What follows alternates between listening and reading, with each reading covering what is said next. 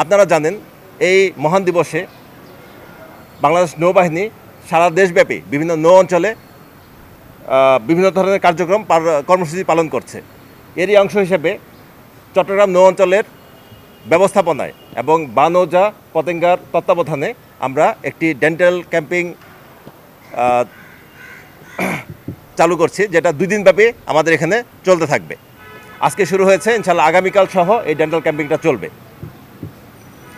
এই ডেন্টাল ক্যাম্পিংয়ে আমাদের নৌবাহিনীর বিশেষজ্ঞ দন্ত চিকিৎসকগণ চিকিৎসা প্রদান করে যাচ্ছে, মানুষকে বিনামূল্যে চিকিৎসা প্রদান করছে এবং একই সাথে আমরা বিভিন্ন ধরনের চিকিৎসা দিয়ে যাচ্ছি ডেন্টালের, যেমন দাঁত ফেলা, যেটা টুথ এক্সট্রাকশন বলা হয়, জিআই ফিলিং সহ এই ধরনের চিকিৎসা সেবাগুলি আমরা দিচ্ছি এবং প্রয়োজনীয় নির্দেশিকা তাদেরকে বুঝিয়ে দেওয়া হচ্ছে এবং একই সাথে আমরা বিনামূল্যে চিকিৎসা সামগ্রী এবং যা যা লাগছে, যেমন টুথপেস্ট, তারপরে হচ্ছে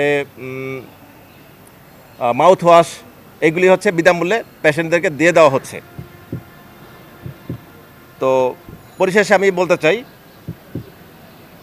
নৌবাহিনীর এই মানবিক কার্যক্রমসমূহ ভবিষ্যতেও চলমান থাকবে।